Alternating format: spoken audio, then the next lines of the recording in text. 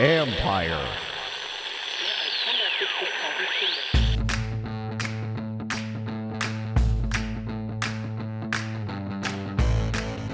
Hello and welcome to my podcast. Today, another big guest, Washington head coach Ron Rivera. We spoke to him earlier today via Zoom, and I was able to spend a few more minutes with him for the podcast. I'm sure there are going to be times you're screaming, why didn't you ask him this as a follow-up? Trust me, I do the same when I listen sometimes. But I wanted to roll through as many questions as possible and not take advantage of his time because he was on a tight schedule on a busy day. He was, as usual, insightful about why he wanted a general manager, his thoughts on trades, and yes, Taylor Heineke. Don't forget, you can read my work on ESPN.com. I'll have a story out soon on Washington's search for a quarterback. It's a never-ending one, as you know. I did not get into personnel decisions with Rivera because I know he's not going to answer those right now. They were meeting earlier this week about guys, but they want to talk to all these guys first to inform them of what their plans are. He was asked about Brandon Sheriff on the earlier Zoom call, and basically he said he's one of the players that they've been talking about. I can tell you they'd obviously like to assign him, and he'd like to come back, but the cost would be at least $14 million per year, maybe at $15. Rivera has talked a lot about building the offensive line. Losing Sheriff wouldn't help. And now, here's my conversation with Washington football coach Ron Rivera. I know everyone wants to talk about quarterback, and I'll get there in a minute, but I do want to talk about the GM situation, hiring Martin Mayhew, and then Marty to be the executive VP of player personnel. And something you said in our Zoom call was about, how you were getting through the year and realizing that you'd need somebody to take some of the stuff off of your plate. Was it more than you thought it would be, or did you kind of anticipate that anyway?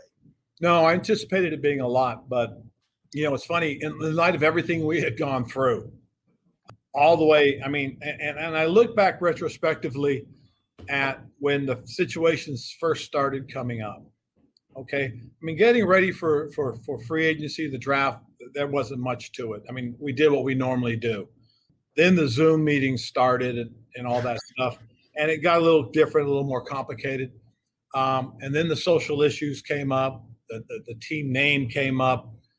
Then the investigation on the behavior came up. Those things really came into play. Then the name change got even more hairier. Then obviously my health situation, and then we started camp. And I looked at all this. God, that was a lot to deal with.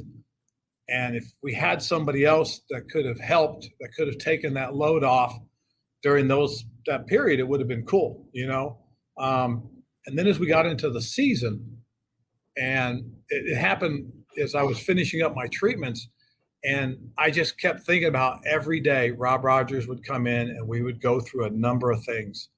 And I knew it was taking from Rob's place. The thing that we had going for us was the fact that Rob's family hadn't moved up yet. They were still back in Carolina. So he spent hours here. He really did. And he should be commended for it. And as I said, the unsung hero of last season really was Rob Rogers. And I just think he deserves a world of credit for everything that we went through and the success we had because of him. What are some of the little things that people may not get what a GM does during the season that you just said, man, it'd be better to have somebody experienced with this so I can just focus on coaching right now? Well, it was like every day you go through the roster, you go through the makeup of your roster, you're looking at the wires. Rob and I would talk about the wires. Rob would talk to our personnel guys, and he'd come to me with names that they came out. We talked about workouts that they wanted to plan. We talked about the roster, what our 48 guys were going to be, who were going to be up on game day, who we were going to protect, based on the new rules that we had. Rob would come to me after reading all the rules. The dude was invaluable. And when you have one guy that's doing it, and yet he's still doing his job and doing his job very well, because again, we were able to get Chase Roulier signed by the end of the year. Those are the things that typically get handled by the general manager, get handled by those, by the executives. Those were some of the things. And we did it every day. And what it did was it pulled me away from my opportunity to focus on the game plan, on the players. A lot of things pulled me away, obviously, but that was one of the things. And just looking back, thinking, gosh, I do need some help. I really, truly do need some help. How can that make you a better coach now with having that guy? I think what's going to do is it's going to relieve me of some of the decision making, because what will happen is certain aspects of it will be just delegated to Martin and Marty. Hey, they're going to set up when we're going to do our workouts with the free agents. They're going to be constantly looking at the waiver wire, putting these guys on the emergency list. And then when something happens, say, hey, coach, we're bringing this guy in, we're bringing this guy in, we're bringing this guy in, as opposed to say, you know what, we should think, well, let's see if we can do, instead of me having to do it, it's going to already be done for us. And that's the beauty of having guys that understand you, understand us, and understand what's out there, helped us. And then obviously, we get asked a lot, and you got asked about Kyle Smith. He was in the building, good reputation, and he was able to go, and you went outside to do that. And you talked about a fresh start. How important is it to have that? And, when did you decide that maybe this is what was best, the direction to go? I would say probably halfway through it as well. When you look at things and some things stay the same, and it's that old cliche that, if you keep doing the same thing and you expect different results, that's insanity. And I was in Carolina, and my last 2 years were tough. We had some things that just kind of rolled through, and they were the same. And I just felt, that, when I got let go, that was the best thing for everybody, me included, but especially the organization. They needed some fresh ideas, some young ideas, because it's easier to change one person than it is than change the whole organization. And so it was time. And so as I looked through it and thinking about it, again, Kyle did a great job. He did. There are a lot of people that were here that were part of what happened. And so I just think that this was an opportunity for us to start fresh, an opportunity for him to start fresh. He went to Atlanta, a good organization in a good football city. And I think he'll have success as well. I mean, I just, this is a guy that is good at what he does. Last thing on the GM front, what kind of energy do Martin and Marty bring to the organization? I think with Marty, what you're going to get is you're going to get a guy that is very passionate about the draft. He's a road GM. He loves being on the road. He loves seeing games in person. He loves watching college practices in person. He loves talking to people face to face. So hopefully once we get out of the situation and circumstances, you'll really see the energy that he has for this and the passion. He really, truly does appreciate this part of the game. With Martin, you're going to get a little bit more of a cerebral approach, a guy that is analytical, in my opinion, the way he studies things. I think he does a really, really good job with the pro side of it. He's also a good college evaluator, but I think his strength is because he's played the game and he knows what it takes. He knows what a good fit is for what you do. At least I believe he does. I think that's what you'll see when you get a chance to watch these guys work. Obviously, the big question then for all you three is the quarterback. And where are you guys at in that? And I know you said you're going to explore all your options, but where are you at in this process? You went out and made a deal or made an attempt to get Matthew Stafford. Where are you at right now? We are at the process of truly, leaving no stone unturned. Honestly, I think the thing that people understand, because again, I've had conversations with Alex. And those are between us, but knowing what we know, looking at what we're looking at, seeing what we're seeing, we have to look. We have to take an opportunity to make sure we do our due diligence, because if we don't, we're cheating the team, we're cheating the organization. Sure. And so we have to do these things. It's our obligation. So we'll continue to do it. We'll continue to investigate, and we're going to explore every option. We really are. And then you obviously the nickname Riverboat Ron, and a lot of that's fourth down stuff with the quarterback. And we asked you on the Zoom, but with that, what's the line between being getting your guy and maybe mortgaging the future? How thin is that line? I think it is a fine line. I really do. I like trades, but I don't like coming away from a trade feeling like it was one-sided. If we'd have dove into what happened with the Detroit trade, I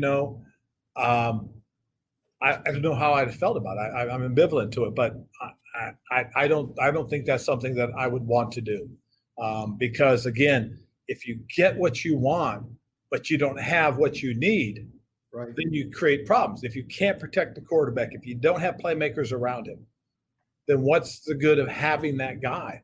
That's the way I looked at it. And we're still building our roster.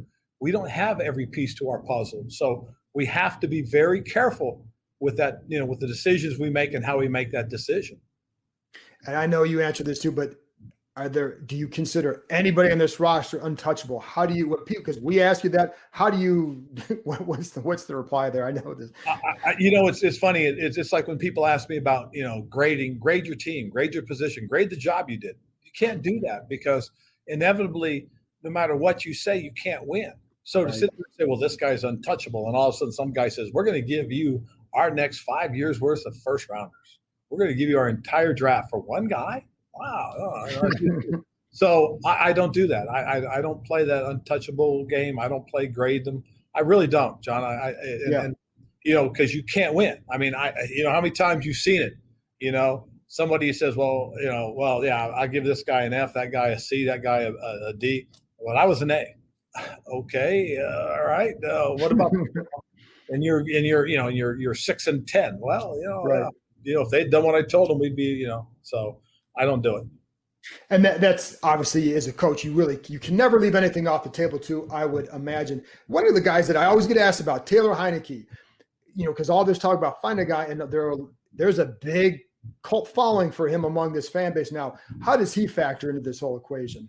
Well, he's a guy that's most certainly getting an opportunity. I think all the guys we have all have an opportunity, and we'll see how it shakes out as we go forward. But Taylor's a guy that, I'm fortunate enough to have been around 3 separate times, 2 years in Carolina and 1 year here, obviously. And the thing about Taylor is in both those opportunities that he's had last season and then a couple seasons ago in Carolina, he took the bull by the horns and was pretty good. But unfortunately, both times he hurt himself. Thank goodness both times it's been on his left side. It was his left elbow in Carolina, and then it was his collarbone, obviously here. But he was spectacular, and they were situations where he could cut it all loose. He had nothing to lose and everything to gain. Now all of a sudden it's going to be different, and he gets this opportunity. How's he going to approach it? Is he going to cut it loose? Is he going to play a little more conservative? I have a little saying that when we judge players is that what are the consequences? What are the consequences he has right now? It's funny because you get these young DBs that come in and, during training camp, and you may have one guy that stands out and he's got, 6 interceptions in training camp practices. Then, so you get him into preseason games and he gets no interceptions. And everybody goes, oh, what happened? Well, the happen is when he plays in a game, there's consequences. And when you're practicing, there's no consequences. I mean, that makes a big difference. And so that's what will happen. That's what the difference will be for Taylor, is that how's he going to handle the situations that have true consequences?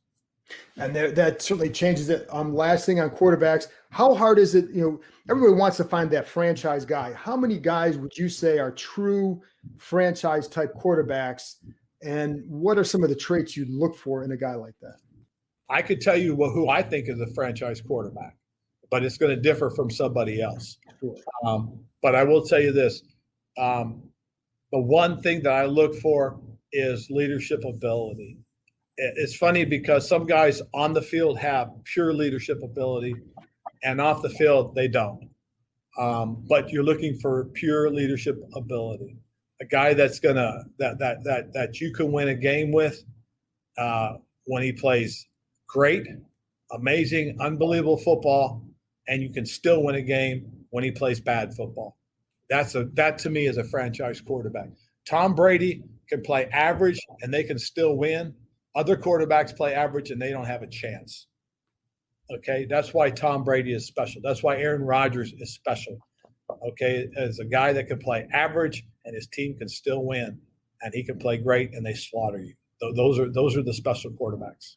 It sounds like that you guys could, like, if you get in a situation, you may just run it back with what you have and build around and then see what happens next offseason. Is that an option? Well, yeah. I mean, you have to explore every opportunity. Sure. You know, our situation right now is we have 4 guys, and you know, right now those are the 4 guys that we're looking at. But we're also exploring the opportunities. Now, things are going to change. Things are going to happen. You know, we'll probably talk to all 4 guys at some point or another, and we'll hear points of view and stuff like that. But those 4 guys are good quality young men. They have good leadership skills. They're smart. They have football intelligence.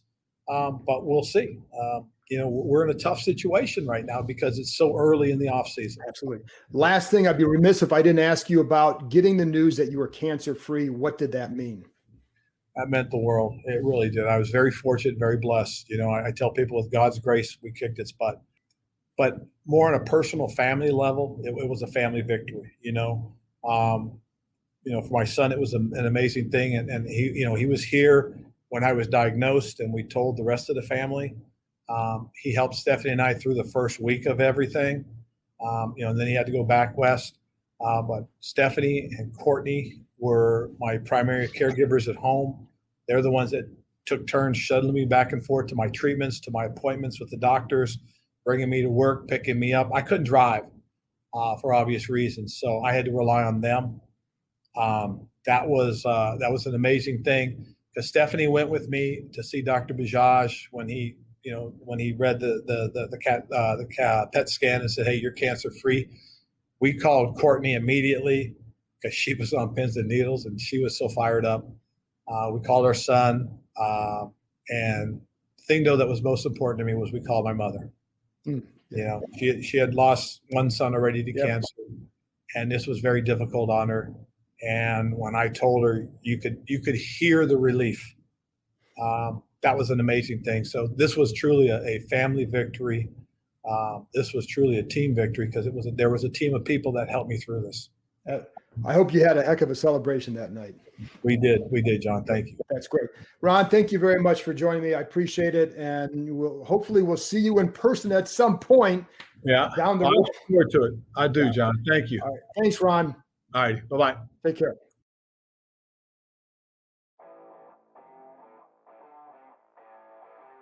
That's it for this episode. I hope you enjoyed the conversation. I'll be back Monday, barring news, with Jim Nagy next week. He's the director of the Senior Bowl, and he gave me terrific insight into a number of players who were in Mobile last week. Some really good names for you to monitor throughout the draft process. We go beyond just the quarterback position. Talk to you next time.